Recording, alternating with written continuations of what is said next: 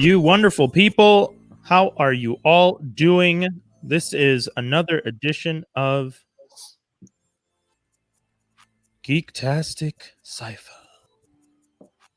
It's like you almost forgot. No, I realized that I didn't click on start for the Mixler people, so people who tuned in on Mixler didn't hear me do didn't hear the music or the countdown or anything. But if you're listening on Mixler, I do apologize for that. We were so gung-ho about getting started and we just jumped in, and we're here, guys. We're here. This is another edition of Geektastic Sci-Fi. I am your host, one of the co-hosts of the show, Brian Holiday. The usual to my I keep forgetting. Mariam was right. She's just like, it's always backwards. To my right, your left, someone's upside down right. I don't know. The guy next to me is Dave. We have Mariam Khan in the house. Oh, there's Skinny, and there we have Skinny. Yo. So we're all here. What's up, man? Guys, I mean, we don't want to take too much time on this one, but first things first, we want to give a shout outs to one of the long-standing fans of the Geektastic Sci-Fi, one of the earliest supporters, one of the most dedicated supporters. Shout outs to Leejay, whose birthday just passed this past week. Leejay, we definitely happy birthday, King. He's been holding it down. Guys, 1 month to Christmas, November 25th. The countdown, I guess, begins. Doesn't begin. I don't know. How do you guys feel about Christmas? There's definitely some people out there now that are starting today watching their first Christmas movie and watching a Christmas movie every day until Christmas. I will mute you if you say a certain movie. I will mute you if you say a certain movie. I'll do it. I'll do it. Not you. So I mean, I'm dying to talk about a movie. It's really hard not to include it in the category. Let's not start this debate because we will get sidetracked about Die Hard not being a Christmas movie. Anyways, last year that was a holiday movie, though, so I got you halfway there. Yes, I did agree that it's a holiday movie. It's a movie that takes place at a holiday time. I did, however, do not think it is a Christmas movie. That's as far as you'll get me to agree, and I think that's fine. They need a reboot. That is one movie they need to do a reboot. Wow. Ooh, I don't know. Die Hard? Oh yeah.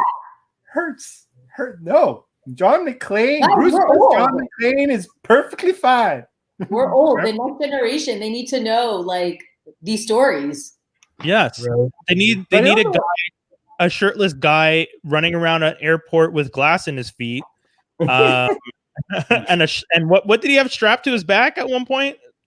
He had a gun strapped to his back to win the first movie. Yeah, there you go.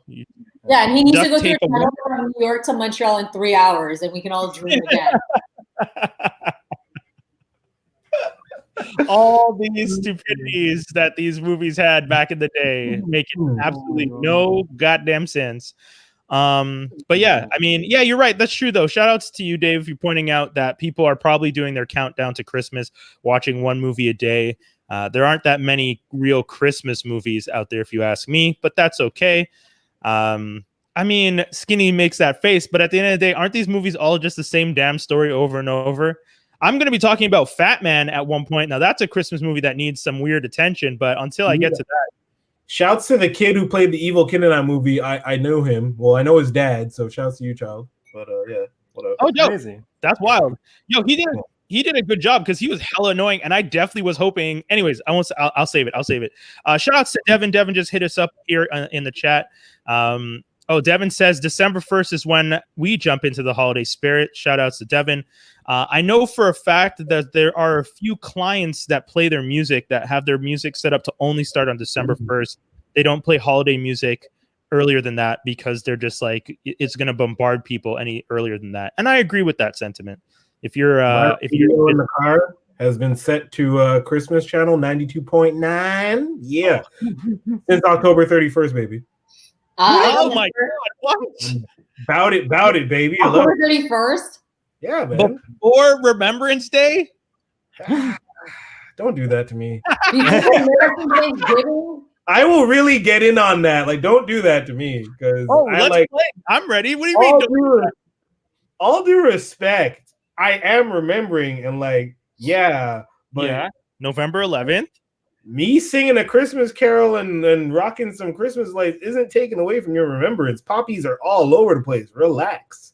I mean, I don't know, man. I feel like Christmas and the celebration of Christmas definitely should come after we remember those. It should come after, yes. But if we get into the whole this, like, that's where you cross that fine line of like dictatorship or just letting niggas do what they want. And no. I'm not saying you can't. I'm just saying you shouldn't, and it's disrespectful. It's getting on. Right. And I see that and I say, okay. See, he's a Decepticon now. I don't know. Yeah, exactly. I don't know who has the real powers here. Brian, what happened to you? I broke him. Yeah, I broke him. Christmas broke him. Goddamn. The only thing that comes clear. Goddamn. Are you back? All right, hold on. Let's just pause. And we all freeze. Maybe Brian will unfreeze, or no, he'll be back. He's here. Either way. I can't do it. I can't do it. As I say, no disrespect to Remembrance Day. I remember you know what I mean? Like, it's just rocking around the Christmas tree. You know what I mean? I want that cheer more than I can have. Some people keep their Christmas tree all year long. So like, and that's before COVID. So those people are the real weirdos. Yeah, the ones who like keep it till it's brown and it's like molding down all over their house, and you're like, bro. And they keep it. This is a fire hazard at this point in time. Yeah, that's a level of laziness that like I admire. You know, My shit was really fake, so we used to keep it up until like no joke, like April in our house. It'd be well past Valentine's Day. Like it would just be like lit up for like decoration. And then I got my first Christmas tree this year, so I never celebrate Christmas. I went to the Jean Talon market. I saw some cute little Christmas trees. I'm like, I'm getting one. So I got it. I've been slowly decorating it. It smells like pine in my house. I'm like, this is great. Should have done this earlier. Till you start attracting rodents, and then you're just no. Really? What? No, that doesn't happen. Look on her face is great. She's like, this is a serious concern. I don't know. Yes. No, you'll be fine. No. Yeah, it's a small tree. And the minute that happens, the tree's out. Like, no. I don't take rodents. Like January 25th and a half, you're just like 2 p.m. Yeah, bye. Yeah, it should last until Christmas, and then after that, maybe a couple of days here and there. But yeah. All right. Okay. I'm the type of person that like tries to save trees by buying those fake plastic small trees. I've had the same crappy small plastic tree for like 5 years. So what you're saying is better than us. Oh shit. No. You're like, I'm here to save the trees. I'm not about that tree life. Yeah, exactly. Oh god, that's hilarious. What happened to Brian? Is he getting back? I guess we have no choice but to move on to. I actually don't know what with this headline is. This. Oh man, I'm gonna butcher this name. Don't do it. I'll handle it. Please don't do that. Thank you. Please. We just want to give a special because Grammy nominations are dropped. All right, so few Montrealers are nominated, and our next segment is basically to give a big old congratulations to Kaytranada, who got nominated for his best new artist. Finally, I mean, I've been wanting that to happen. Kaytra, I love his music. He's very, how do you say? Talented. Yeah, like really, like super talented, and it's like he's not even a dick about it. So I kind of really like that about him. And he's from St. Hubert. I grew up in St. Hubert. That's like next level. Right. Yep. If anyone from Quebec, from St. Hubert, Quebec, makes it, like that's a big deal. Yep. So yeah, big shouts to him and the Grammy nom. Also shouts to Dirtwork. He also got nominated for his work on Kanye's album, the churchy one. Can't remember. Hold on. Damn it. But yeah, Dirtwork. Sorry, Brian, you're back. Yeah, I was saying that which Kanye track? I'm going to actually find it, but you hold that down while I do that. But I'm guessing you guys already said Kaytranada, which is huge. Yeah. Exactly. Yeah, but you can go and do your, I was going to ask you guys real quick, what are your thoughts about Kanye? Because Skinny, you just mentioned him. Kanye recently urinated on a Grammy in a toilet bowl, saying that he doesn't give a fuck about these people. And now he's out. I mean, he's still being nominated for stuff.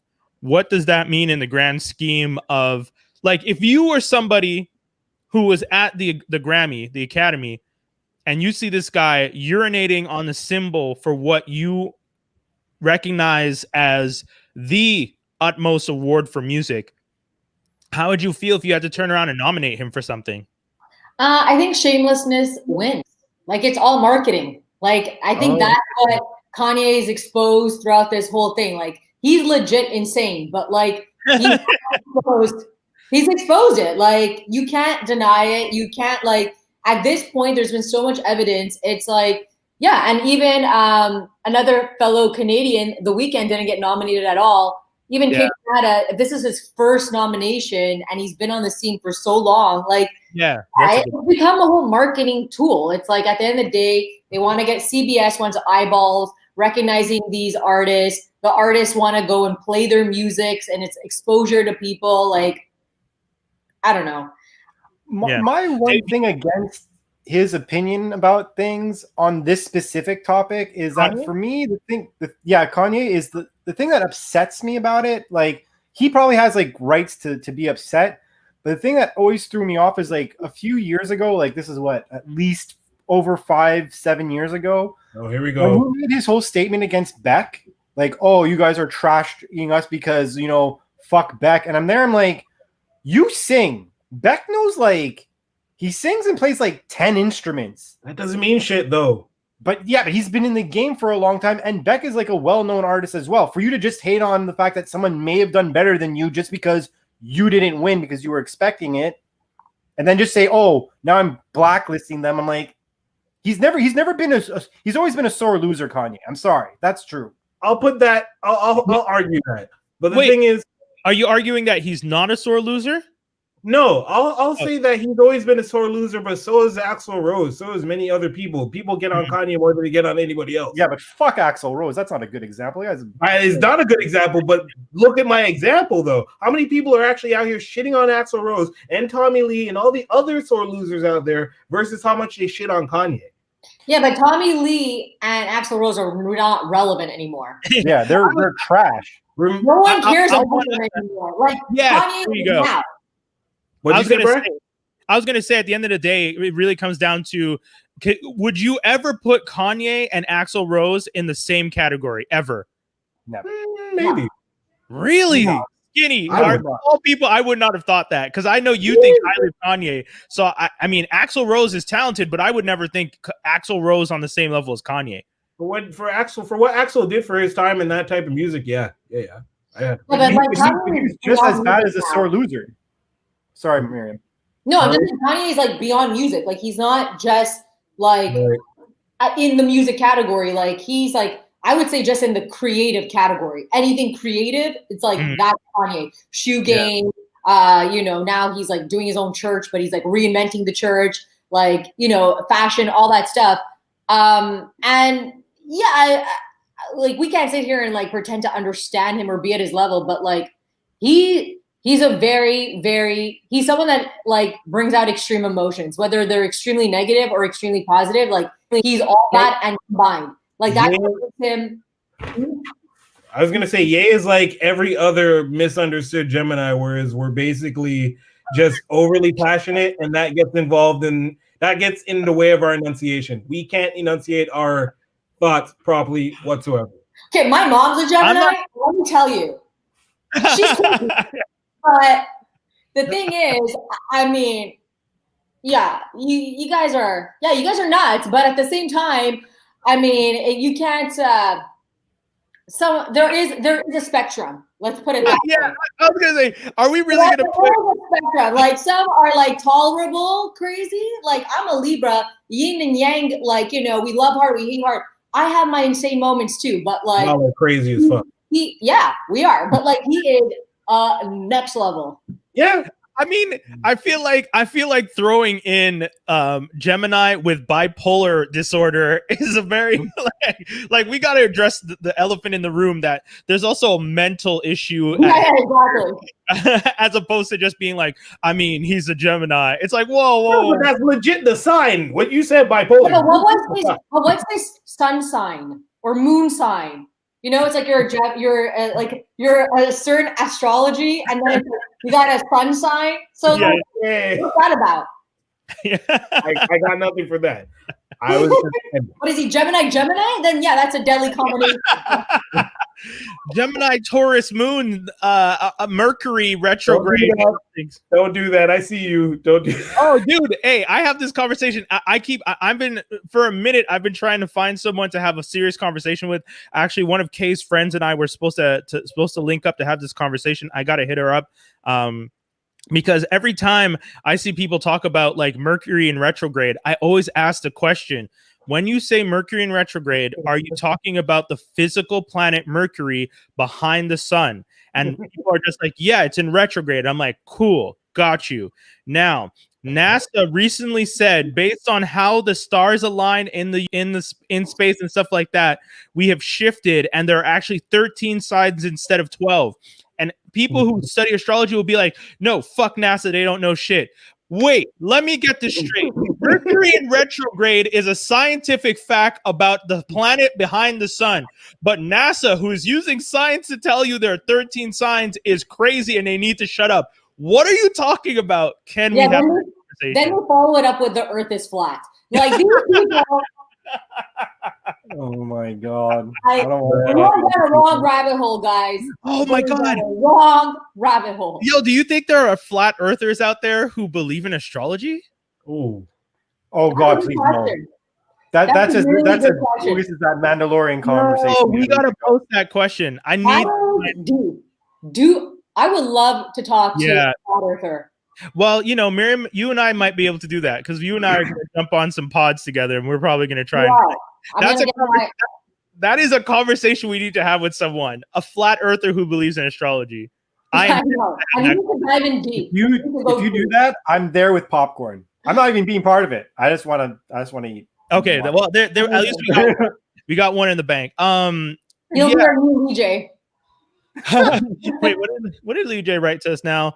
Oh, by the he's talking about Taylor Swift. Hold on, sorry. Oh, The Taylor Swift incident was proof of Ye going overboard. Next. Oh, by the way, for the known Taylor Swift is re-recording. Yeah, we don't care about Taylor Swift re-recording. Sorry, Leejay. I appreciate the information, but Taylor Swift re-recording, I don't give a fuck. Scott, I like Taylor Swift. We ain't gonna go in on that. I think, honestly, if we're going to talk about, if you want it to be fair about artists and about Kanye talking about artist rights and stuff, you got to put Taylor Swift in the conversation too. That she's getting shat on too. You can think of whatever you want of her music and stuff, but as an artist, she got raped. Like, fine. Yeah. Perhaps, and this ties in with what Dave Chappelle did with his latest special as well. His special. She's part of that. She also got screwed over. She asked to buy her art. Like, whether you like it or not is irrelevant. It's her art. And the fact that it got sold to an artist, to a manager that literally wants to destroy her and make fun of her and kind of put her in chains, that's kind of not cool. So for people to also be like, well, screw Taylor Swift, you got to include her in the conversation. That's fair. That's a super valid point. I mean, the whole thing I wanted to talk about was, and I feel I'm going to take devil's advocate in this conversation. I respect Dave. I agree with everything, a lot of things that Dave said. I got to ask though, are we throwing contracts out the window? And I when Dave says, is it fair for them to do what they're doing because I signed a contract? Taylor Swift, is it fair for people to do what they're doing because I signed a contract? Kanye West, is it fair for them to do what they did because I signed a contract? Is the industry taking advantage of people when they know you're down? Yes. 100%. 100%. Did you have to sign that contract? You kind of do. Yeah, but sometimes you do. You kind of do. In order to move forward, you need to sign. It's a catch-22. You have to sign the contract to become big. And then once you become big, you lose what made you big. Okay, but it's just like Michael Jackson and the Beatles. Hold on. You're talking about Michael Jackson owning the rights to the Beatles catalog, is what okay. Yeah. Now here's the thing, though. That was such a flex. Yeah, it really was. How you gonna Paul McCartney? Michael literally asked Paul McCartney, "Hey man, what's some good advice you would give me? Owning catalogs is a good way to make money in the music industry." Oh, really? Is it? All right. Hear me. Yep. Like, something's got to be seriously wrong with you to do that. To your friend. No. Oh, wait. Skinny. Play it for me because I don't understand. Michael and him were friends. That's rude. If I'm friend and I have my shit together, them shits aren't available to be sold anyways. If you're the fucking Beatles. But okay. But what if their contract was like you can only buy your rights, like your music back after the certain date, and that date was coming, and your friend buys it instead of you? Did friend let me know that, or did I find that out on my own? Because then we're talking. Skinny, are you on my side with contracts though? Because you just made a huge argument for my side of the contract argument, which is the fact that the Beatles didn't have their shit because they signed a contract and the deal was the deal. And Michael came along and had a better, more money and put that money on the table. And that's the deal you had. That's the contract. Okay, sorry.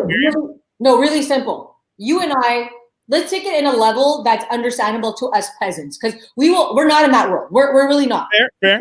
You and I, we have the same skill sets. We got the same talent. And I tell you, hey, I just like interviewed for this one company. It's my dream company. It's my dream job. I really want this job. You find out what the posting is. You see that they're still looking to hire. You apply. You actually get interviewed. You don't tell me about it. And then you're like, hey, Mariam, I got this job. And it's like everything I ever wanted. Yeah. Are we going to be friends?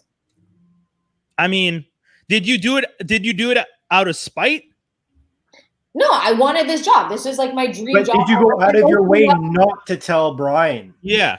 Like, I'm telling you, I'm telling Brian, I tell you about this dream job. I'm in the interview process.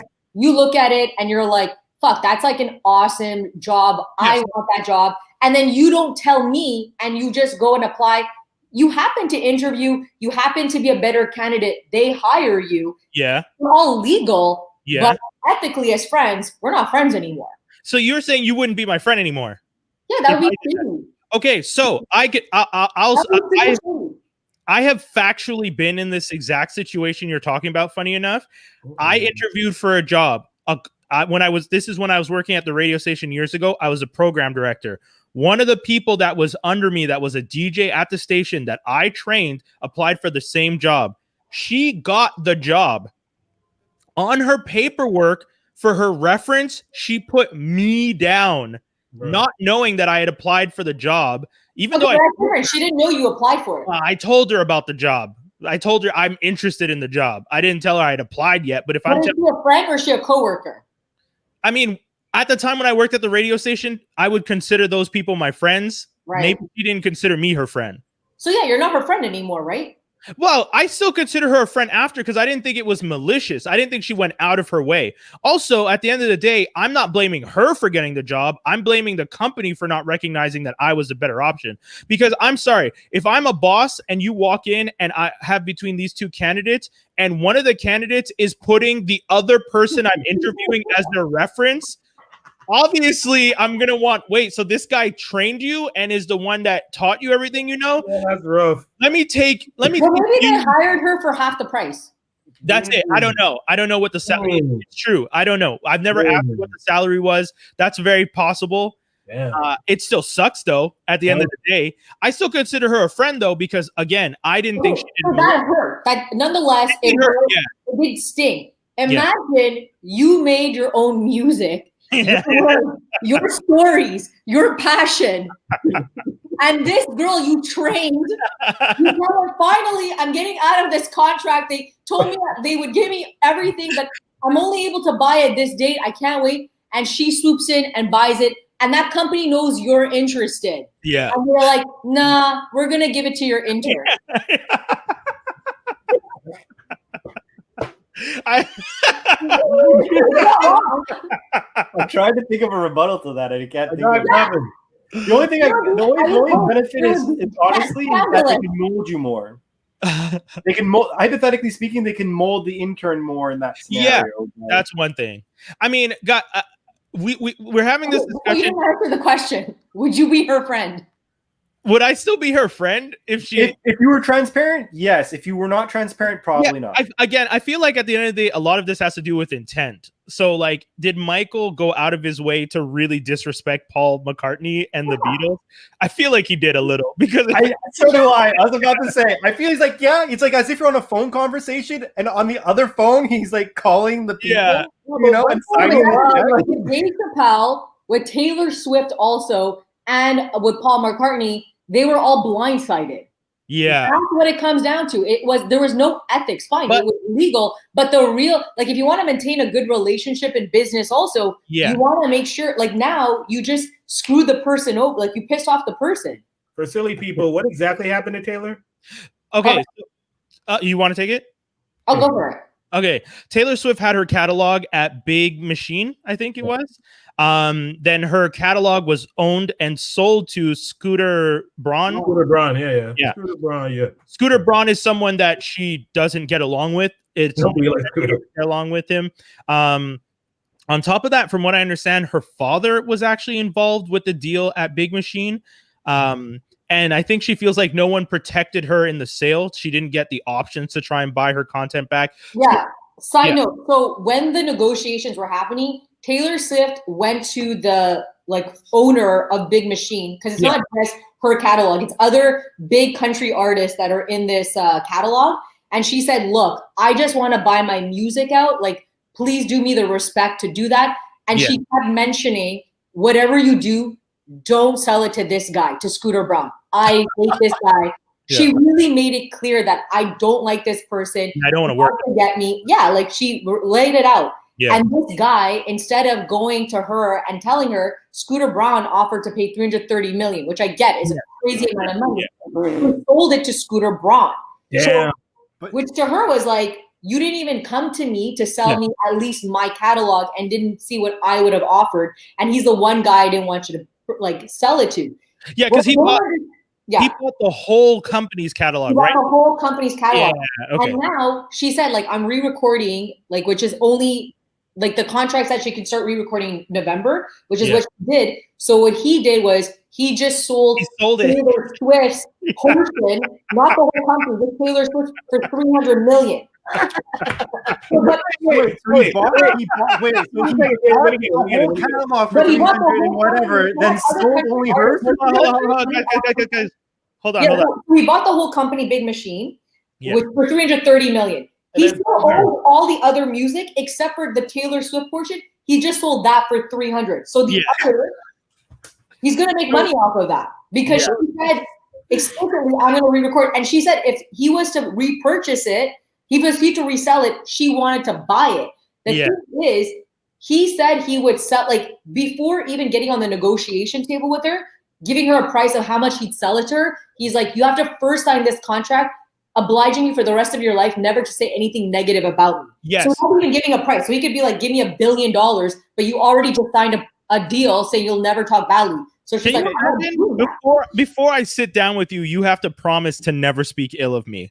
Exactly. This is a crazy thing, because what if he's like, I'm going to sell it to you for $1 billion, and then the deal doesn't go through. And now you can find another contract saying, I will never speak ill of you. So that's fucked up. Okay, hold on. But point of fact, she didn't sign the contract, and that's my point.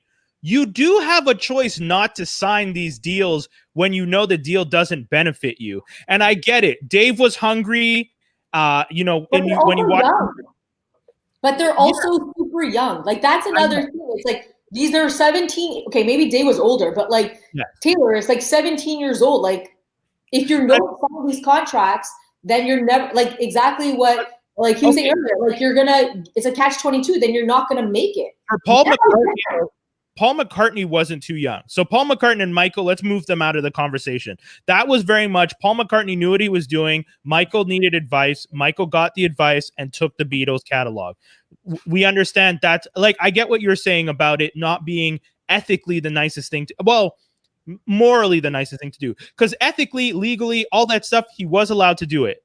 And that's what I'm saying. So moving away from those two, Taylor Swift and Scooter Braun, that conversation is a very fair one. Scooter Braun definitely is out to get Taylor Swift. You can tell it is a personal thing. If it wasn't personal, he wouldn't be fucking with her, because good business would be just to sign a deal with someone, keep them happy, keep working with them.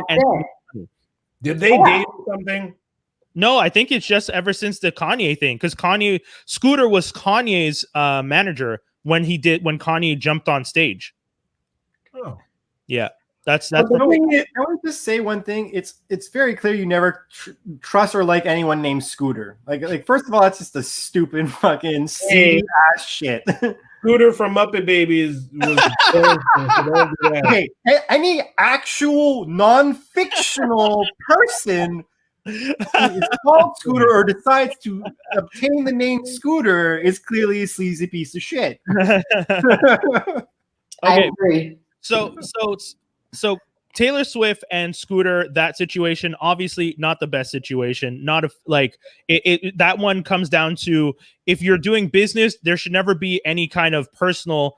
That's if you're doing business, there shouldn't be a personal angle. You know what though? In business, like if you want to run a company successfully, it is in your best interest to keep good relationships with people. Yeah. Because imagine, okay, so Comedy Central, fine, you're making some millions here, but imagine how much more money they would have been making with Dave Chappelle if they treated him well. Imagine how much more money Taylor Swift would have been. Okay, maybe that's different because it's buying your catalog and buying your rights. Yeah. So that's a different business. But like with Dave Chappelle, that's a situation where now, he's going to keep working with Netflix. Everyone else, you're out. They could have made so much more money. So it's actually not good business. And I agree. That's the part I find weird, that Comedy Central is not. I guess it's the idea that they tried so hard to undermine him when he left the first time. And they were just like, if we turn around now. Well, you know what's funny, though? Because he even says it. All the people that were there when he was there that did all this bullshit to him aren't even there anymore. Mm-hmm. So why are they still acting like this? If I would, like you said, I agree with you. If I'm in the front office at Comedy Central, Viacom, CBS, why am I not going out of my way to try and make an arrangement with Dave Chappelle to bring him back and be like, look, the old management screwed you over. We want to start fresh, you know? Yeah. Yeah, I don't get that part. But at the same time, though, I'm still arguing this devil's advocate style. When you sign that contract and you say, I had a kid on the way, I had my wife, everyone in the room is nodding their head saying, sign the deal. This is a good deal. And then he looks around the room and he says, oh, wait, is everyone in on this the same way that the 3-card Monty? Possibly. I mean, yeah, but I at that point. So you're saying that if you got screwed over by the 3-card Monty, imagine you were on the streets and you did that. Those people it should be okay what they did? Oh, I'm definitely not going to do what Dave did and try and snitch with these people on the street. Yeah, when you put that in the story, I was like, nigga, are you crazy? You don't do that. On the streets of New York, you do not go out of your way to try and mess with. And I get when he said that and he said, don't mess with a man's money, don't mess with a man's meal. I 100% understand that story. And the whole story about the comedian who took his joke and he says, I'll take it. And then the end of his thing where he says to Viacom, CBS, you guys can work with me or I can just take it. And that shit gave me goosebumps because I get what he's saying.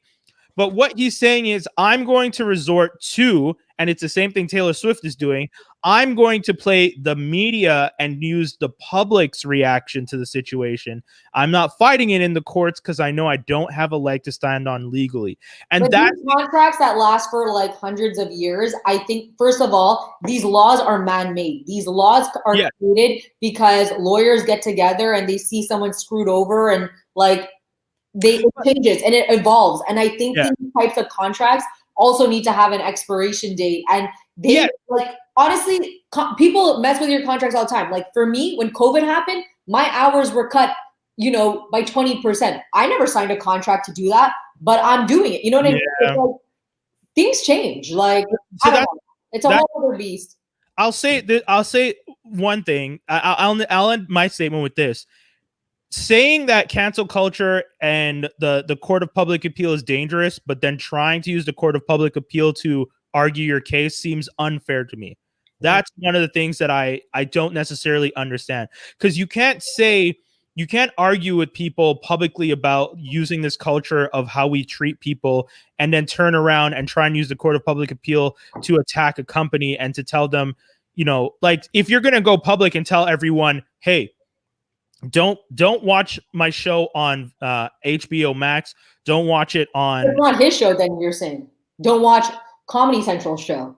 Yeah, like him saying don't watch, yes, that's fair, because he's saying it's not his. It's not his show. Yeah, it's not his show. And that's the thing. This is to me when capitalism crosses a line. Like, I think I don't agree with it. Like, I understand it's legal, but these are also man-made, and they're man-made by like the best lawyers. If his show was a flop, trust me, they'd have no problem. Like, reboot it, do whatever you want in another network. Like, we don't care. Yeah. So, like, they don't care about respecting contracts when it's not working. So, I don't know. I think there is a thing called ethics, and ethics are not like they're not legally binding. But I think there's something to say about that. Okay.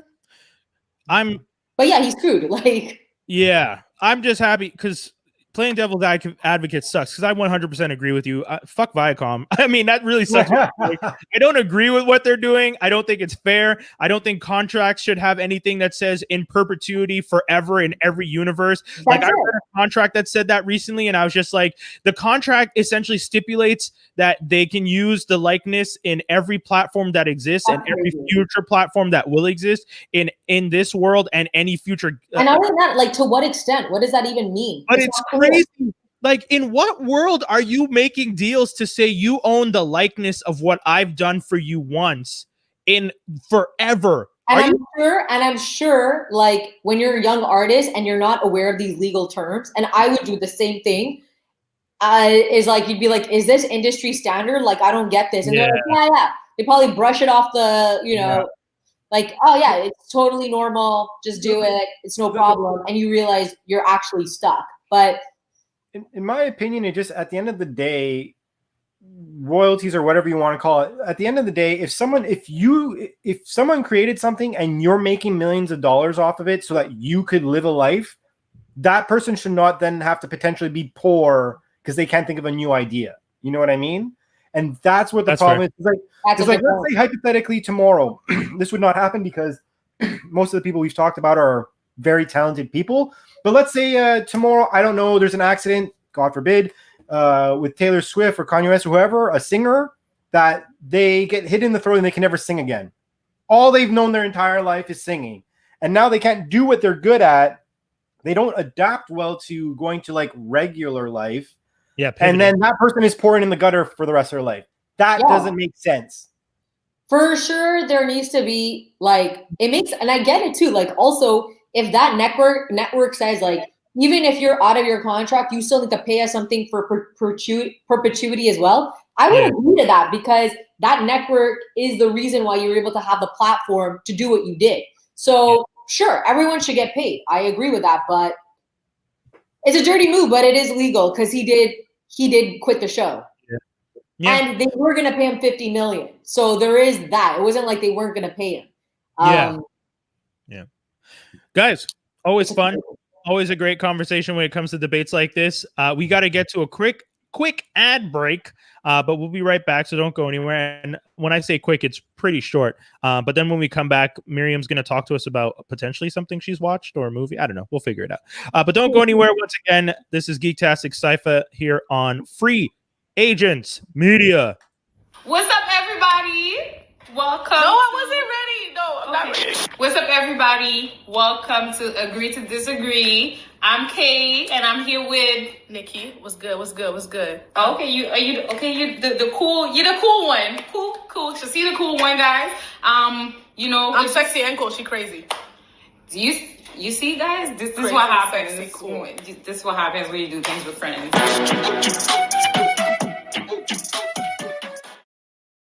I do love that. It's a very good intro. Guys, don't forget Yeah, make sure you subscribe to Free Agents Media on YouTube. You guys are possibly watching it right now on YouTube here, or if you're listening to this on Mixer, or if you're listening to the podcast at a later date, you can always go to, it's still franklinarmstrong.com for the time being, but you can go to franklinarmstrong.com and click on the YouTube link, and it will take you straight to our YouTube channel, where you will be able to watch Agree to Disagree with Nikki and Kay. And you can also check out some of Skinny's videos, his reviews, his action figure reviews, doing really well. That latest one that you posted, is that the Power Ranger one? What's the latest one you saw? Yeah, it's the In Space Ranger 2-pack. It's on the YouTube there, but this guy, I threw that up on the weekend. Good luck. Supposed to come out in January, you know. Dope. Okay. That's awesome. And then we got and then we're gonna have some more stuff. We're gonna have some cool stuff on the YouTube. So make sure you subscribe now. Tell a friend to tell a friend. We got View the Right Thing now. This segment where we talk about all the craziness. I have a few things I want to talk about. But more importantly, Mariam, what have you been checking out lately? What has been a fun show for you? I've gone down history, British history. I'm watching The Crown. Oh. Let me tell you. Oh. Okay, super quick. Was there really a rat in a scene because the whole fucking internet went crazy for a day because there was a rat in the kingdom, and I was just like, what is happening? Okay, so I'm on episode 8, but season 1, it's not. Okay, so a couple of things. I think last time I told you I was like watching Schitt's Creek, so I finished that. Super funny. It was a little hard to get into, but like once you're in the wild ride. The writing is insane. Like, it's so good. I can't even imitate it. That's how good the writing is. My vocab is like pretty garbage. But I really like The Crown. I realize how peasantry I am. Like, you look at their problems and you're like, I am so poor. Like, you just owned countries. Like, what? It's ridiculous. So seeing their common folk problems in kingdom, environments is pretty interesting. I kind of like it. And I also finished The Queen Gambit. I got on that bandwagon, at first. I watched that too. I'm about, at first I was watching it and I was like, oh, I don't care about this actress. Like, she's a bit weird. And I've seen her in a couple of stuff. And like, there's something eerie. Like, she just scares me, Yeah. And then totally, totally no reason for me to say this, but I don't know. I don't dig her. But it was good. It was all right. She's definitely a messed up character. Watch that. But I'm all about that royal family. And now all my Netflix shows are showing me everything about Diana. I can't wait to get to season. That's when they bring her up. I'm Pakistani, and I don't know if people know that within the Pakistani community, like the older generation, so my mom and all of their generation were obsessed with Diana. She was, I don't know why. It's like a colonized mentality, like the Brits. Like, you couldn't mess with Diana. I remember when Diana died in 97. I remember it vividly. My mother was crying. And I was like, Mom, you didn't even know her. She's like, she was the people's princess. It was like. That was 97. Whoa. 97. Yeah. And she was crying. I remember that. I remember watching Saturday Night Live. Yeah. Princess. She really was. And she was. Yeah. Sorry, Meghan Markle. You're no Diana. Why the shade? Why the shade? Shade. I was in Calgary that summer when she passed away, and I remember just watching the news because I was in Montreal when it happened, and then I went to Calgary, and they were still talking about it like the whole time, and it was the only thing on the news still. Like every day, the investigation. Did the royal family have anything to do with it? The conspiracies and all the arguments, and they killed her because she fell in love with a Greek, oil buyer or whatever. She fell in love with a Muslim. They couldn't have that. Are you kidding me? Jeez. Oh yeah, that's it. So there's so many like debates and arguments and conversations about it, and I remember like people were like really upset, and it's true. Like I feel like our parents' generation all had like the fine fine China princess. Yes, the like. When I was talking about my mom, that was the image, and I'm like, I'm not gonna go there. So I'm happy you brought it up. That it was the thing. They all had it. All of our parents, or like an auntie or an uncle, somebody had this one set with the like Princess Di and Prince Charles and then when William came, it was like, oh my god, the next generation, and it's like, oh shit, this was back when William's so good looking, and then got older and that didn't happen. And then Elton John rewrote the song for her and it became Candle in the Wind. Yo, man. I know this very well. But so yeah, watching The Crown, very slow. You can't watch it like one after the other. Okay. But I'm really digging it. But I also the PS5 came out, so my boyfriend's been playing Miles Morales. Oh yeah. Really good. So have you tried it? No. I'm not a gamer. Okay. I just watch, but the Hold on. Give me 2 seconds, because I am blessed enough that my partner is a gamer. So, and I actually am usually the one who sits on the couch watching her play. She's playing Last of Us right now, and I get to sit down and just watch her kick ass and kill people, that bang bang, and I'm like, okay, cool, this is fun. But I just want for a moment that both of us can accept and be proud that sometimes it's nice to just be the partner who sits next to the person playing video games and let them play and enjoy the space with them. And that's an important thing, because I know a lot of my buddies who complain about their boyfriends playing video games and ignoring them. And it's not ignoring. You can sit next to them and enjoy this half hour. If anything, just have a conversation about how long, are you going to be playing for 3 hours, 2 hours? Do you mind playing for an hour? We sit together. You're on your phone anyways. You're on your phone anyways. This is why my boyfriend and I live apart. So when he's at work, plays it, no problem. Our relationship has never been better. It was actually The Last of Us that ruined me. I come home and you're just hearing the gunshots and the people on the line. I couldn't deal. It gave me shivers. I think it was the last time too. When he played The Last of Us, it was The Last of Us. That was it. But at least Miles Morales has been good to you guys. I like Miles Morales. He's a good kid. And I like skins. I like the different skins he's got. I love how they show New York. It's crazy. It's as if you're there. Yeah, that's pretty cool. So I do love it. I cannot do The Last of Us. Oh no. I do The Last of Us, but it's fine. That's hilarious. No, you can't. I mean, it seems like a good game. Check it. So I got my PS4 with The Last of Us pre-installed or whatever with it. Oh, crazy. Okay. Boy, did I turn that shit off. Really? I love that game. It's a great game, except for here's my fun fact. I can't swim. Yeah. So games that force you to swim underneath dark amounts of water where you can't below you and there's possibly floating bodies and all sorts of demons. That's what I say to your game. Straight up, I have the same issue. I know how to swim, but I've been playing Star Wars Fallen Order, and even though when you go underwater, you can't do anything. You can't do anything to fight or anything. So I know that by being in the water, I won't be attacked. I have a thing that makes me breathe underwater perfectly fine. Right. But the second you go down 5 feet in front of you, you can't see. I'm I can't do this. I feel you. I can't do it. I'm there clenching the remote. I'm let's just get the fuck out of here. Let's go. There are specific parts in that game where the girl will just be on different platforms, and you being Joel, the old ass man, you gotta swim underneath this shit. There's a body here.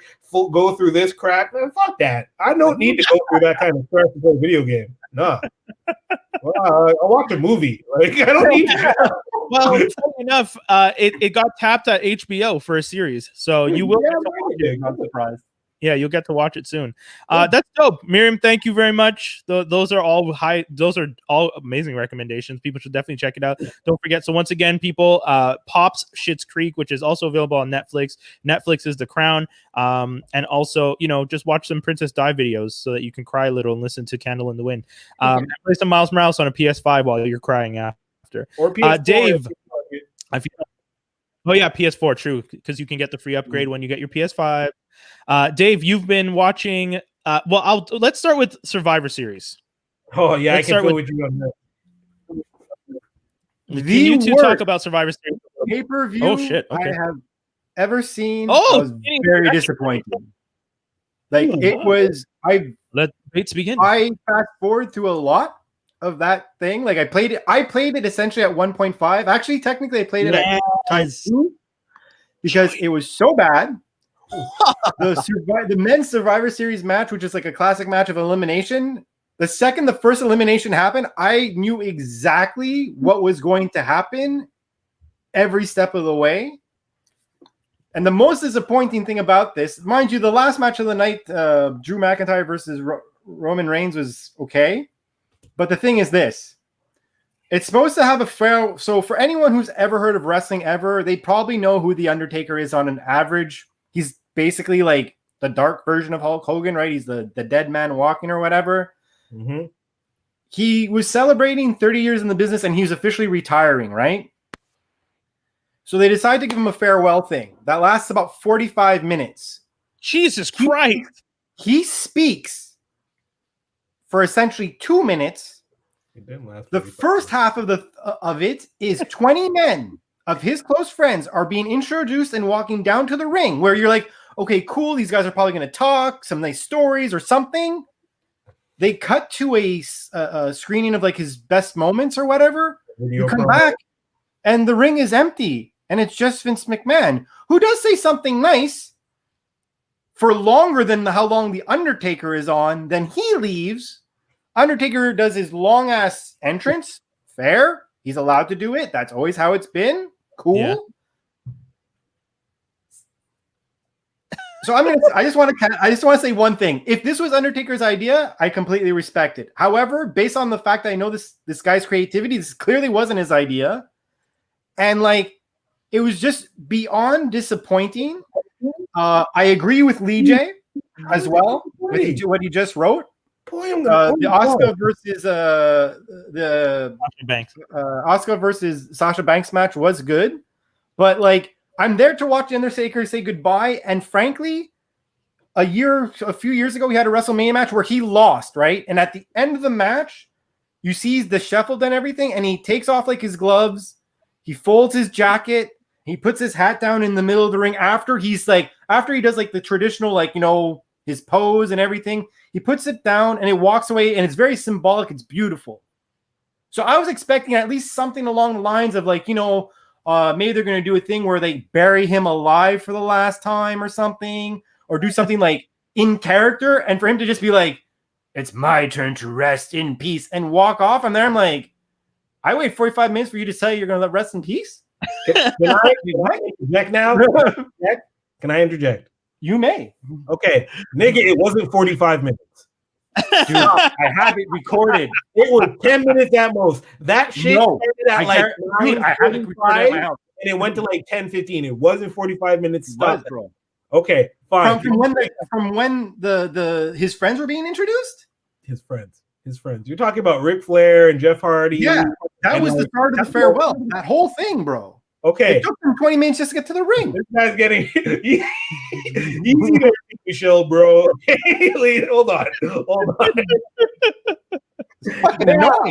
God. The Undertaker for this 4 times this year. 4 times. All right. At that WrestleMania that you talked about where he took his hat off and put his jacket down, that was goodbye number 1. Then he did another match last year, and that was goodbye number 2. Then the nigga was in some sort of like, I think it was a pay-per-view in, I'm going to say Dubai? Saudi Arabia. They brought him back.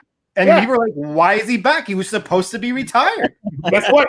Also said goodbye. Then he did a freaking WWE fucking network special in which he did what, Dave? Said goodbye. How many times do you want this nigga to say goodbye? So you agree with me that this was trash. Great. He wasn't going to say anything more. No, but that's the point. It's unnecessary. I would have rathered him come down, like, be like, take everything off, be like, my name's Mark Calloway. I just want to say thank you. Now, he would never do that because it's out of character. I get that. I completely appreciate that. But the one thing that you could have done is something. Kayfabe. Something. Kayfabe. What are you mad at, Dave?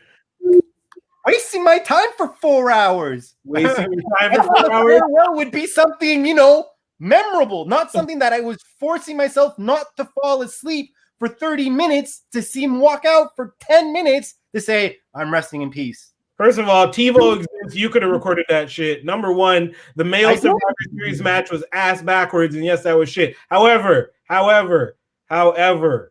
okay, the New Day versus that tag team. Street Profits was decent. Was a fucking great match. It was decent. It was decent. Asuka, Sasha Banks, good match. The female Survivor Series match, good. I have a big problem with that. Shit, but that was actually I have a fucking huge problem with that because that was insulting mental health, and that pissed me the fuck off. Was insulting mental health. What? So long story short, there was the concept that one of the people in the match, literally 2 days before, did like this whole interview where she had admitted to having problems with the company, people ragging on her, and she was like saying like all these. I don't want to go into it because it's like a lot of personal shit about how people have like death threatened her and all this type of stuff, and how her husband was misused at the company. They kicked her out of the company. Yeah, Lana went on a huge rant, and you see an interview where she's bawling her eyes out, being misused. And in the match, they make her sit on the side. Yeah. Don't participate in the match. Every participant, including the commentators, insult her. She's literally crying. And the only reason why she wins the match because of a double countdown, and she gets to walk in and say, I won. But guess what, Dave? Guess what, Dave? She signed the contract. She may have. And that's perfectly fine. But I still think it's a fucking insult to mental health. You can air hump anything if you want. At the end of the day, you do an interview contract. You do an interview where she's bawling her eyes out, and you essentially make fun of her on national television. Dave, I disagree. Dave, she knew that was going to happen before. Just like she knew she was going to get her ass put through tables 9 weeks prior, like she has been. She knows all about all of this, and she agrees to it, and she takes that paycheck. Because why? She signed the contract. Like, you can get mad, but at the same time, she signed the contract. I'm just saying I think it's fucking crap. It's crap, but she agreed to it. Wait, hold on. I didn't think it was well, considering they're all about, like, the promotions that WWE does for mental health, and to say that they care for people, to do something so ass backwards. Like, don't get me wrong. I don't think Lana's the best wrestler in the world, but I don't think you should bring out her personal shit and make her, like, visibly cry on national television for like question minutes. Dave, like, it's ridiculous. Is it possible that any of this was again kayfabe part of the story? Possibly, but I've seen a lot of interviews where she said the same thing in non-WWE content. But okay, because this is where I always get in trouble with you guys, because I always ask this question: where does the line come in for kayfabe? Where is like, when you said Undertaker's real government name a few minutes ago, and then Devin wrote in the thing that would have destroyed his legacy had he ended his career doing that. Of course, but it's already destroyed him by saying bye 4 times. But anyways, people say that Bret the Hitman Hart, when he left after the Montreal screw job and he did the WCW symbol and he was breaking because he was like, getting so mad, that was disrespectful. So is it possible, like, where's the line? When Lana is going on TV crying, is it possible that that's all set up? Is she pulling a Kanye? You know what I mean? Like, Potentially, but all I'm saying is that in the spirit of the concept that you're doing a thing that's talking about mental health the day before, and especially in the environment that we're living in right now, where mental health is a huge issue, I just thought it was really insulting. And I actually had a lot of friends that were like, "Yo, don't think I'm going to watch this shit anymore because this does not sit well with me on a on a personal level." On top of the fact that, with the exception, I agree that the Street Profits match and the Sasha Banks match was good matches. How lazy the writing is at this show. Like, they're not even calling it in anymore. Like, you know what I mean? They're just coming in and being, oh yeah, go out there and stuff. Okay. Devin just threw in a comment. She's a brat who demanded more spotlight. Talking about Lana. I don't watch wrestling, so I don't know this stuff. She's been on the shelf for a really long time, so okay. I mean, for me, the question more is just like I feel, and we laugh about it and we joked, and she signed the contract, which was Skinny one of the best callbacks ever. That's true. But this whole situation, at the end of the day, because of the culture of wrestling, where you're like your personal life and the wrestling life are often blended in a certain way. I mean, I can't tell what's real and what's fake, and I guess that's part of the appeal to it, because you're not supposed to. So when I agree with you, I get that. I'll say it this way: if they used mental health as part of the kayfabe or fabe, I still don't know how kayfabe. If they use mental health as part of the kayfabe, and it's kind of used as a joke, and it seems like they're using it just for shock value, I agree with you. I don't think that's really nice. And that's my perception. Yeah. If in the case that, like, let's say she actually was having mental health issues and they used it, even worse off, but that's the thing, because I don't know if it's like Skinny said, she signed the contract and this was them being like, okay, cool, you're going to go and have a breakdown in public, 4 days before. Then we're going to have, a whole you complaining about the company. Maybe get your husband to like really talk it up on his social media. You talk it up on your social media. Then we're going to have you at the side of the ring. We're going to do the match because, you still have that injury in real life that they don't know about. And at the end, you walk in and you say, hey, I guess double tap out. I win the match. And then that's it. I don't know. You know what I mean? Like, how do we know? Is that part of the fun? Is that, but for you as a fan, would it take away from it if you found out that she was just playing a character this whole time? And that was, if they ended up saying that they did all this just to get views, I would not watch WWE anymore. I find that's how distasteful I found it.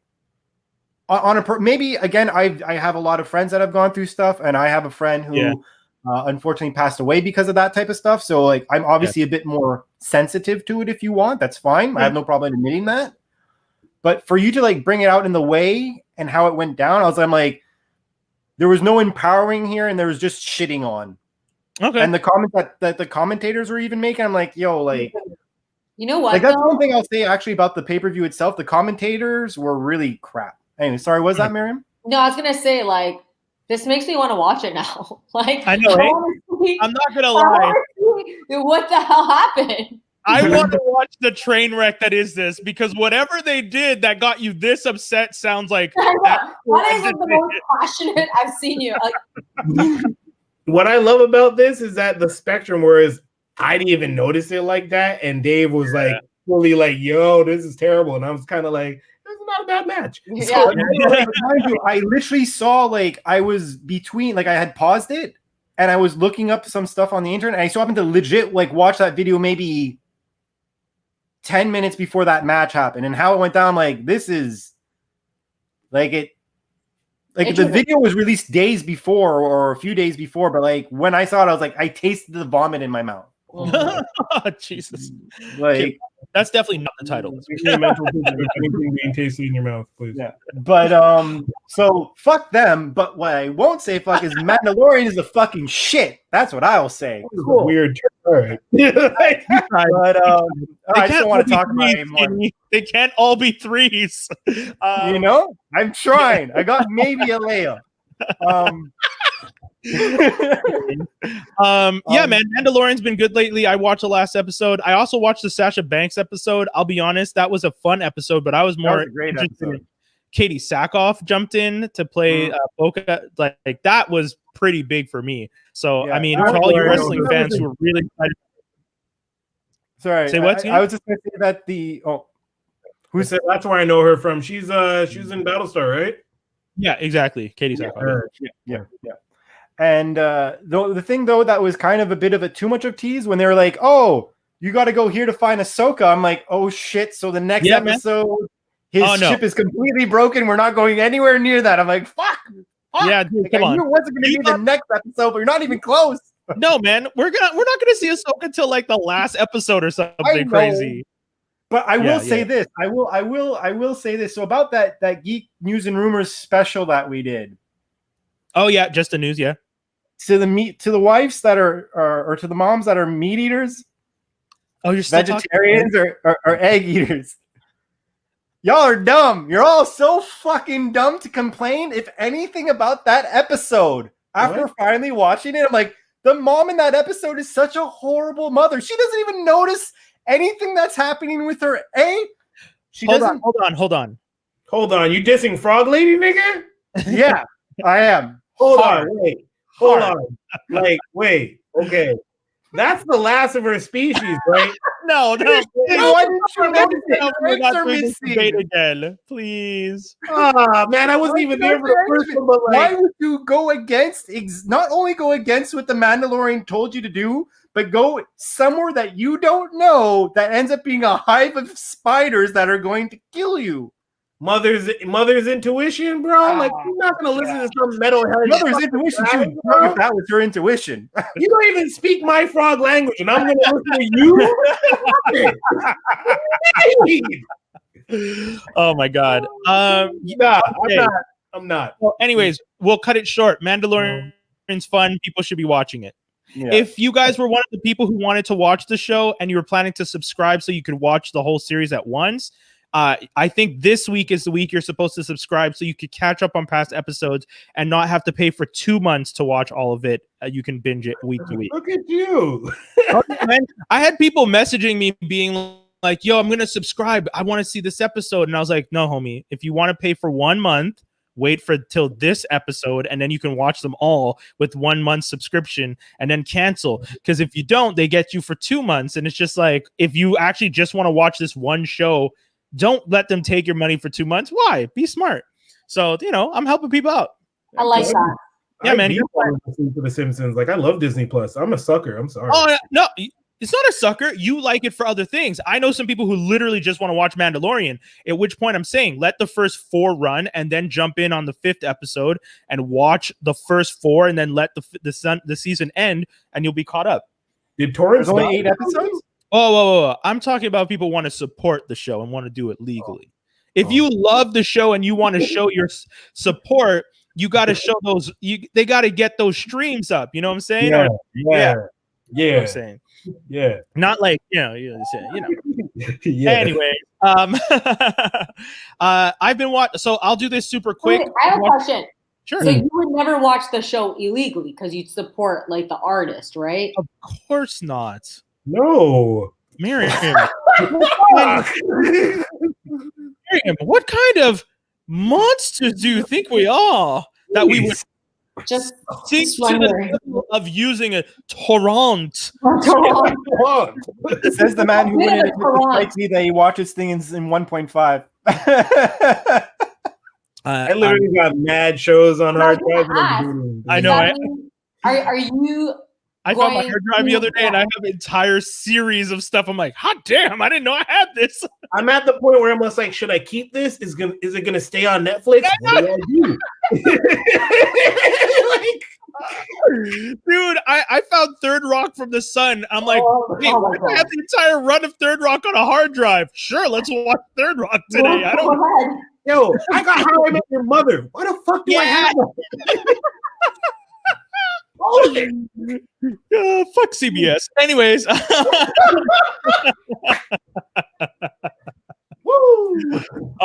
So FatMan, speaking of Christmas movies, I'm gonna make it super quick. FatMan is a movie that looks like it was a Funny or Die sketch that they stretched into a 2-hour movie and no one admits it's a joke. And that was the weirdest. No, dude, I watched this whole movie and the whole time I was just like, this is the longest Funny or Die sketch I've ever seen. And I full on expected someone to just look into the camera at least once and be like, get it? He's Santa.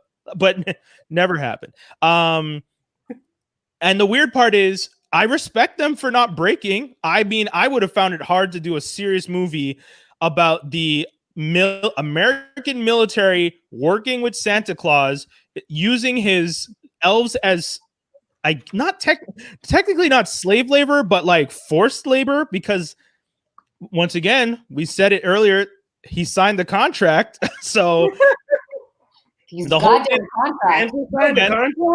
whole thing comes down to the fact that Santa's contract is based on how much he delivers every year. And because the spirit of Christmas had been dying off, he's not delivering as many gifts. He's delivering coal to people, which, by the way, for those of you who don't know, Santa's not the one who delivers coal. It's Black Pete who does that. That's a whole other different person. But anyway. For those of you that have been under this myth that Santa's real. Yeah. For those of you who believe in Santa, let me explain the mythology. For those of you that believe Santa is real, let me just ruin your lives right now. Let me look up Black Pete and scare myself. Wow, that's scary. It's Black Pete's his name. Chills with Uncle Tom? Like, I don't understand. No, Wart Pete. Yeah. Black Pete's scary as fuck. That's scary. Dog. Yeah, okay. So Black Pete's the one that delivers coal. Santa delivers gifts. That way you can never be mad at Santa. So the whole premise of the movie is actually based on an error, like a falsity of the Santa Claus myth. That's already something that, as a weird nerd, I was watching it thinking, they messed up. But whatever. I'm a nerd, so I let it go. Brian's nerdiness is a little too much. The fact that I thought about that when I was watching this movie. All that to say, the movie is actually kind of funny. Mel Gibson plays Santa Claus better than Kurt Russell did in that other Netflix movie that came out recently. Walter Goggins as like Santa obsessed assassin was amazing. He was really good.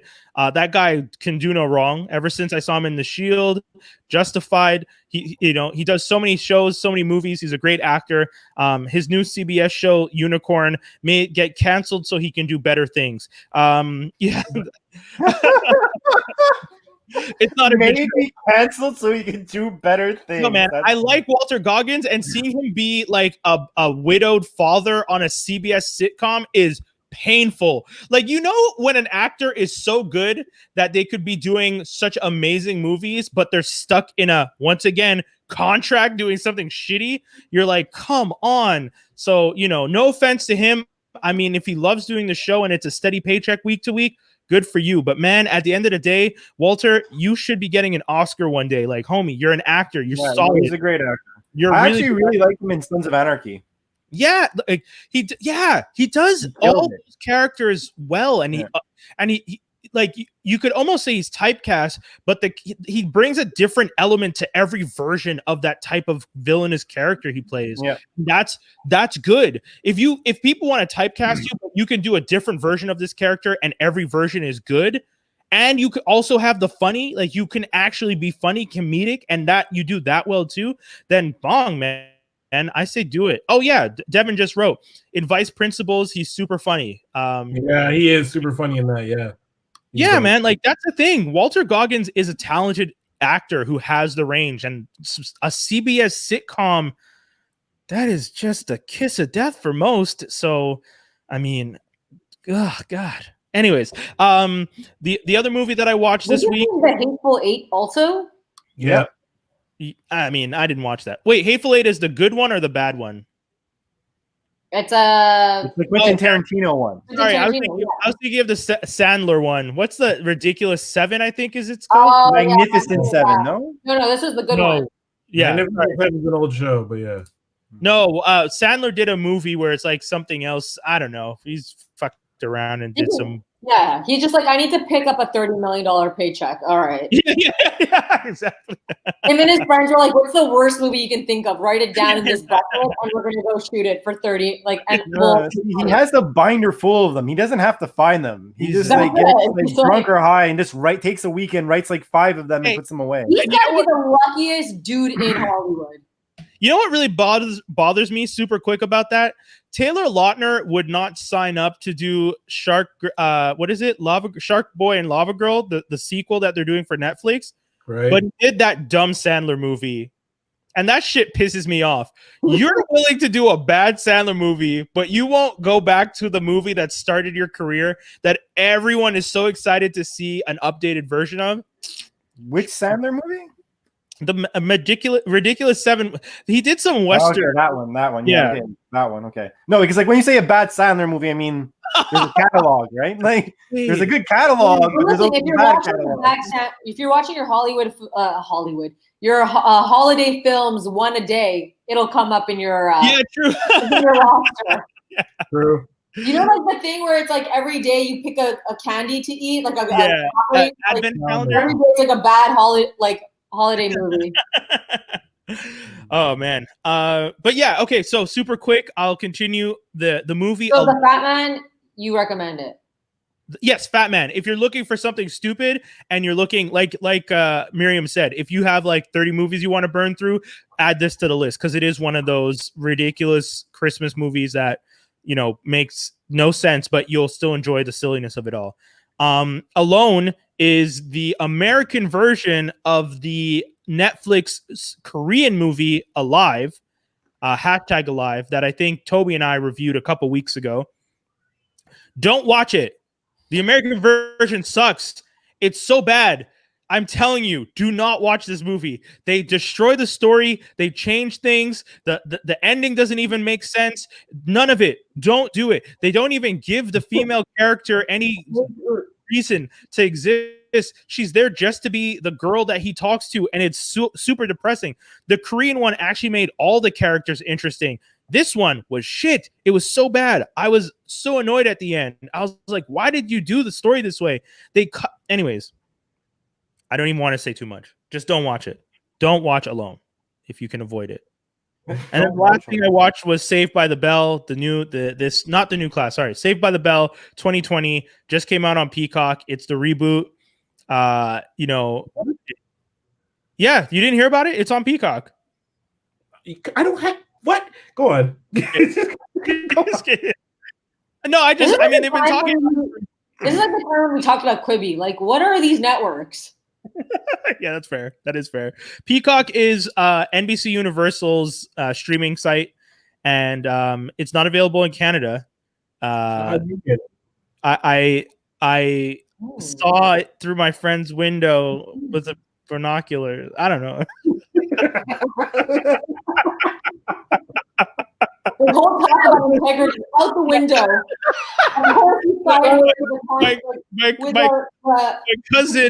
My cousin put his phone on his TV.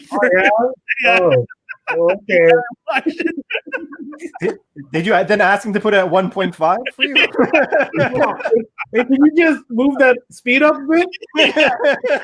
Because can you turn the volume up? I can't hear it. Joking aside, though, Saved by the Bell, just, you know, Peacock needed something to bring people to subscribe. This is one of the things they fell on because they know Saved by the Bell was one of the most syndicated shows ever back in the day. I mean, we used to all see it on CBS when you're getting ready for school and whatnot. The show is kind of this weird story of how, you know, Zach is now the governor of California. He's married to Kelly. He shut down. He shut down most public schools. So all these so this is going to be very Montreal specific, but for the Montreal kids, you know, when Shad Academy shut down and the Shad kids had to go to like other high schools in the community. So so Shad Academy was a high school, at least back in my day in Uptown, that was like everyone had a bad opinion of it for no reason other than it was just mostly minorities at the school. It's not like the kids actually did anything wrong. They just like to say we were all troublemakers. So all the kids from Shad ended up having to go to other schools in the neighborhood. And some of them went into more affluent schools because some of the schools in the neighborhoods were in like richer neighborhoods. And that's the whole premise of this show. It's the kids from the other side of the tracks now have to go to the fancy rich school. And it's just, you know, fish out of water story and them adapting to being friends. It's a fun show. I mean, the acting it's one of the things I find really, really weird is that sometimes they will shoot the show in the classic Saved by the Bell style. And then sometimes they shoot it like the modern, like type TV show where it's like really crisp and sharp. And they cut between this kind of sitcom and standard every once in a while to like really remind us, like, if you're watching this sitcom version right now, we're doing a throwback and we're trying to like get you to realize that this is a throwback. And if you're watching this scene, this is in the real world. And it was, I found that to be a little annoying, but otherwise the show was funny. I mean, if you guys were fans of, oh, sorry, Dave, what's up, man? I see you raising your hand. This is not a classroom. I didn't want to interrupt your flow. I just have a question. Like, so you were telling me a little bit about the show off air. You were telling me, you know, who's been on the show. I'm just curious. For the principal, is there any relation to the original principal? No. Like, I know maybe not the original actor, but by name or anything? No. Yeah, so Principal Belding is not in the show whatsoever. There's no reference to him there's no reference to him. The principal is Ronald Todman, who's played by John Michael Higgins. John Michael Higgins has been in a bunch of things. He's one of those actors that you see his face and be like, oh, that dude. They did this weird thing in one episode where him, Kelly, Zach, Slater, and Jesse are all together. And he's just like, you guys are so selfish. You didn't even remember me. And they're like, remember you? He's just like, yeah, I went to school with you guys. And then there's a flashback and they show a whole bunch of scenes from the original Saved by the Bell. And they superimposed him into the shots. That's hilarious. Like green screen, like really bad green screen. And you're like, oh God, this is horrible. But it's him, like this older man pretending to be a teenager, hanging out with like Kelly, who's about to smoke a joint. He's just like, Kelly, that's not us. Don't do it. And Kelly's like sitting on the couch, like looking. Yeah, it was really bad. Say what? Is Screech in it? I don't think he is, eh? No. Diamond Dustin Dallum, whatever his name is. You know, like Dustin. Yeah, Dustin Diamond. Yeah, that dude. So first of all, he had like a GoFundMe page because he was poor. Yeah, he also did porn. Oh yeah. That was one of the reasons that people were like, we might have to cancel this dude. Which, I mean, hey, if he wants to do porn, I don't see why that's a problem. That's his business. But it seems that they didn't want him around. Yeah. You know what sucks, though? The way they write him out of the show, literally one line. They're just like, oh, Screech is so lucky he doesn't have to be here, and he's working on a space station. Yeah, that's hilarious. I was like, what are you talking? Who writes this stuff? It was so painful. But anyways. It's moments like that where you're like, why couldn't I just get that job? I would just like write the most random. Yeah. Lisa does come back. Lisa does come back. I know at one point people were saying that she didn't get invited to come back to the series, and it was kind of a thing. Well, she also had like bipolar issues, no? Yeah, she does have. Yeah, she was. Or what Skinny would say, she's just a Gemini. But yeah, she comes back. Her cameo is like a 3-second scene where she's working in Paris and she's on a phone. Like she wasn't even with them in the scene. It was kind of like, damn. Wait, did the girl from Showgirls make it back?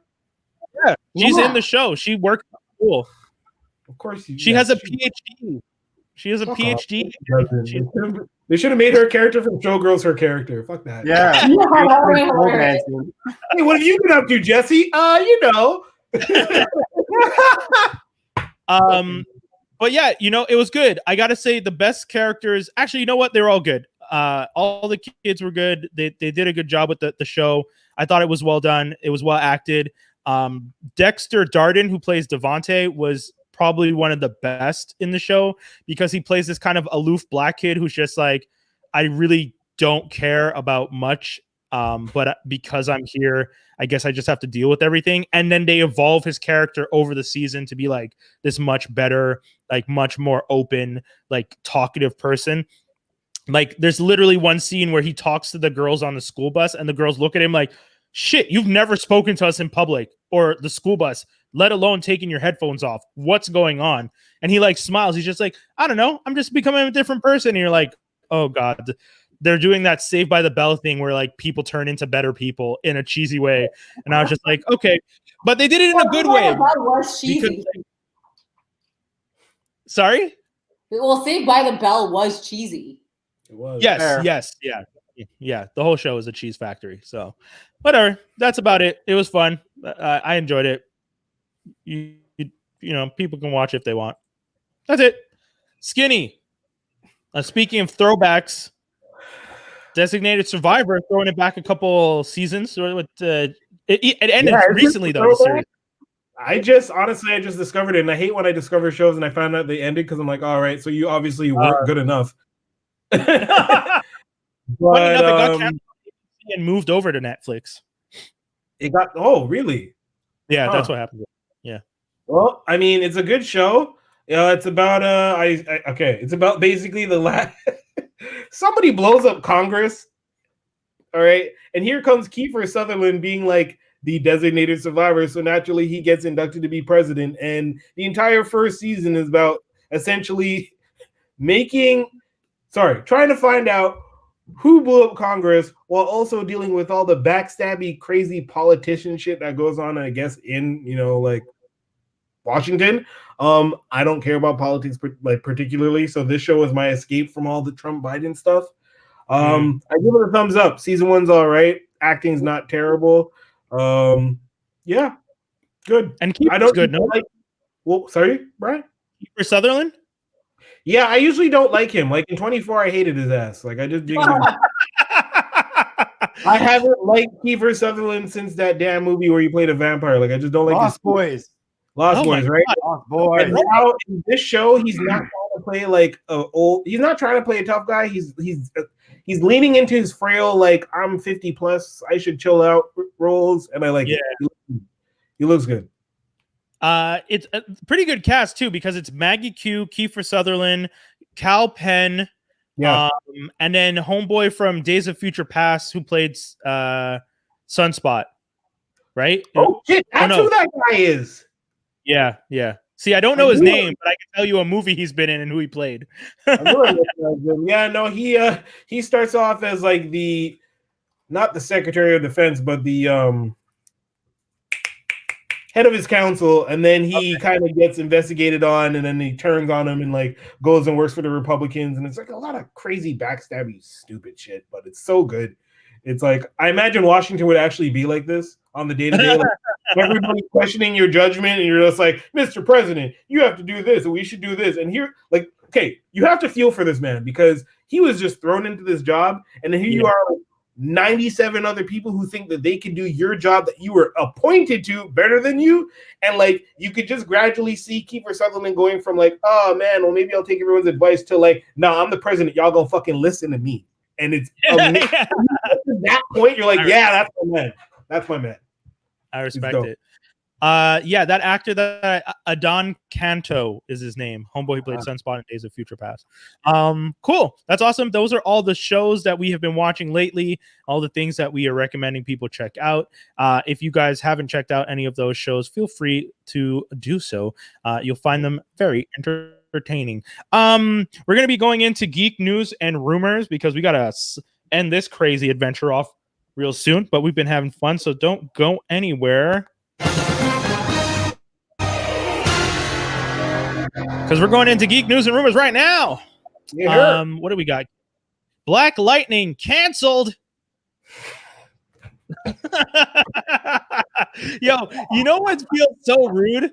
The fact that a week ago, the first piece of the geek news and rumors was that the girl from Montreal, Chantal, got moved up to a series regular. And then a week later, they announced, by the way, the show's canceled. So you got moved up to a regular on the last season of the series. Wow. I don't know if you guys canceled her contract. It's funny how they just ended the CW universe, didn't they? Yo, they're throwing everything out, baby and Father. Well, Flash is still not canceled yet, though. Flash is out of here, bro. This is last enough, dude. You're out here canceling all the shows. Supergirl. I'm not denying. I'm just wondering when they're going to pull the trigger. Personally, I'm surprised they didn't pull the trigger after that scandal about what's his name being a racist. Oh yeah, true. Oh yeah, I forgot about elongated man hating the people of the world. That people and women. Oh yeah, true. He doubled down on that one, didn't he? Yeah. He's like, I don't think my career screwed enough. Yeah, shit on that one. That's a nice end to a career right there. To just be like, how do I get out of Hollywood? I'm tired of all these bastards. All right, let's use some racist and sexist. Anyways, that idiot. But yeah, Black Lightning canceled, Supergirl canceled. Batwoman has replaced its lead. Superman and Lois is starting up. I don't know what Greg Berlanti is doing over there. I wish he would just. To be honest. Oh, Painkiller is going to be a spinoff of Black Lightning, which I don't want. To be honestly, I want Greg Berlanti to stop producing shows for the CW and to just move the universe over to the HBO Max and do HBO Max Titan level programming where people can swear and do whatever they want and do it properly, as opposed to a version of it where you got like Stargirl has to be this cutesy thing for kids. And how are you gonna have a character named Painkiller and have it on a PG ass network? His name is Painkiller, and it's not because he's Tylenol. No, his name was that because he was a murdering psycho when he first got introduced. Without CW, without DC shows, CW doesn't have anything. No, I mean, like, Supernatural get rid of like Sabrina and Riverdale, and do they not just have nothing now? No, they have Riverdale. They have All American. And that's it. Just Charmed. Just show reruns of those. So what you confirmed is that they got shit. No, they got Jack shit, but Jack left town. Like what's? Well, yeah, because Supernatural is done. So yeah, Jack left town. Well played for all the Supernatural fans. WB confirms Matt Mikkelsen is replacing Johnny Depp in the Fantastic Beasts series. So rough. We know that's unfair, but such is life. It's what we expected. HBO Max drops concept art for Starfire's new costume in Titans season 3. Mariam, I think I tagged you so that you could see it. I don't know if you saw it, but yeah, it's looking pretty cool. I mean, most people who saw so here's the thing. People were super upset for a long time about her and the original costumes, right? That was the thing. When the first season and all the images were getting leaked, people were so mad, and it kind of really sucked that people were going about it that way because it wasn't her fault, or it's the costume design that they had in mind for what they were doing was based on the fact that she didn't have her memories. She was essentially like some guy's mistress or something. Like, I don't really fully remember what she was doing in season 1, but until she got her memories back, it was like, well. So I'm pulling it up right now. But yeah, I mean, this costume looks like it's the costume from what's the cartoon? Teen Titans Go? Yeah. Like, it kind of looks like someone just took Teen Titans Go and then made it actual full-on costume. It doesn't look like any other versions of the costume. It looks like it's also inspired by her stint in Red Hood and the Outlaws. Okay. But wait, didn't she wear less clothes in Red Hood and the Outlaws? Like, this version seems like a lot of basically it's the same design, except for in that one she has it's sleeveless, but she still has like kind of like gauntlets, and it cuts down a lot lower in the comic book version. Okay. Yeah, I was gonna say in the comic book they're essentially trying to get her to be naked on screen. It's like come on. These comic books are supposed to slightly be for children. Yeah, you creepy people. Yeah. Yeah. Okay, so I mean, I just want Titans season 3 to start. Is more the thing. Like, give us the damn show. Yeah. Give us that. Give us WandaVision. Give us. I think a lot of shows are probably on pause this year. Yeah. So I feel like in about a year and a half, we're gonna really like feel the burn of like not having new shows. Mm-hmm. I think cartoons are probably gonna be like the way to go. But I'm also wondering. I'm there. I'm wondering if Titans ever eventually incorporates Arsenal in it, I wonder if they'll actually do a spin-off of Red Hood and the Outlaws from this show. I don't want them to. I don't want them to, but I wonder if that's maybe a plan later. Yeah. I don't really need I'm going to answer Mike K real quick. I have watched The Magicians. I've talked about it on this show a few times. I actually talked about the book too. If you're looking to watch the show, it is a good show. It is interesting take on it. It's essentially Hogwarts for adults, and it's fun. And they do some crazy shit, and it's and then like later seasons, it's like a mix of Narnia meets Hogwarts. So if you're into that type of stuff, it's actually really dope to watch. Don't read the books though.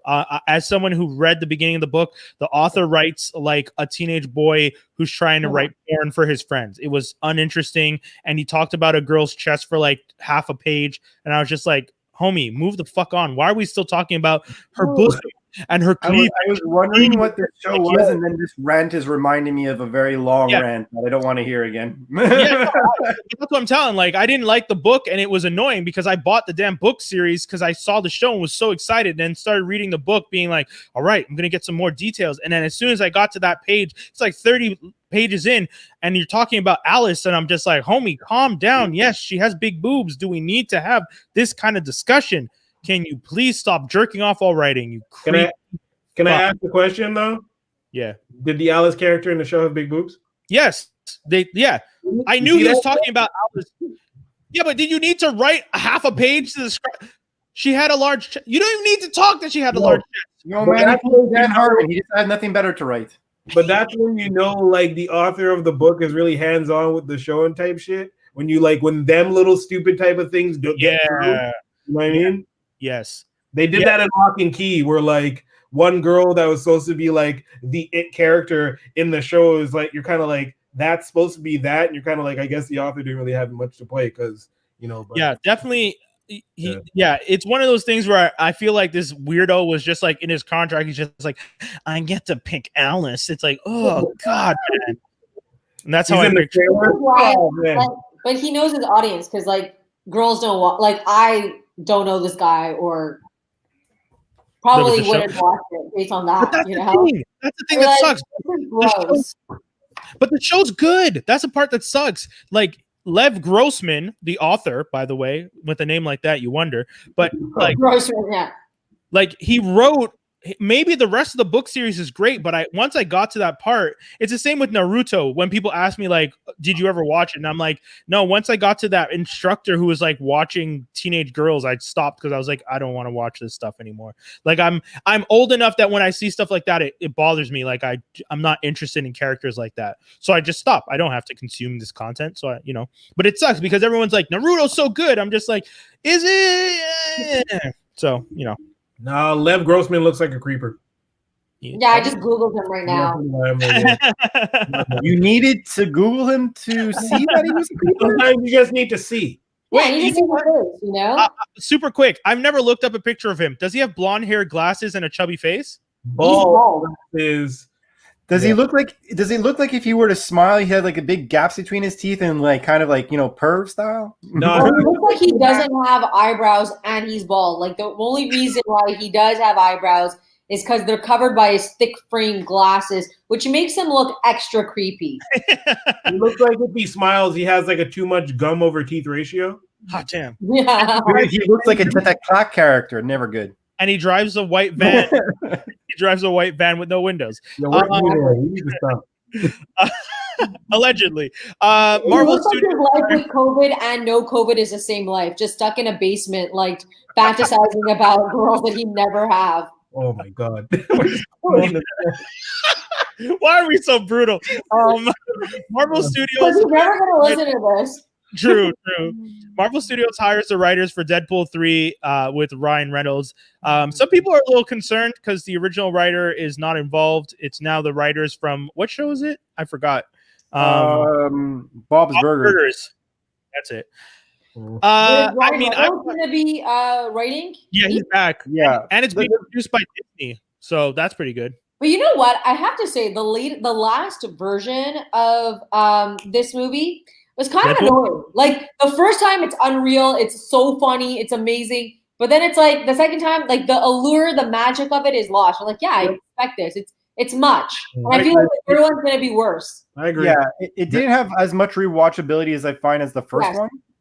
But I mean, at the end of the day, like, look, as long as Ryan Reynolds is there to say this is gonna go in the script or not in the script, I think that's the majority of what matters, because he's the guy who for like 10 years made this movie in his basement and is like, I'm going to make this movie fucking work. And then it worked, right? So. Well, I hope he has the same passion in making the sequel work, because we know how that goes. Yeah. I mean, we'll see how it goes. I'm concerned when it comes to new writers, but if he trusts them, I guess we'll see. I mean, he hasn't led us wrong. The second movie, I agree, it wasn't really the strongest showing for the franchise. Do you think he hired the original writers and interns? Wait, what? Did he hire the original writers? The original writers, like their interns. Oh. He's like, because they would sign the contract. Oh God, she signed the contract. Behind the scene, happening there. Ryan Reynolds is too busy being with Blake Lively to pay attention to anything. Yeah, but now he's got kids with her, so you know. Yo, man, he's on the Walk of Fame. He has his own cell phone company. Guy does whatever he wants. Okay, guys, this is it. That was the end of the show. This was a wild adventure. We had a lot of fun. We had a lot of laughs. We made fun of a lot of people. I said F you to CBS way more times than I probably should have. Yeah, but well, you know what? No, I'm joking. Yeah, and I'm the one who defended the artist. Yeah. You corporate hack.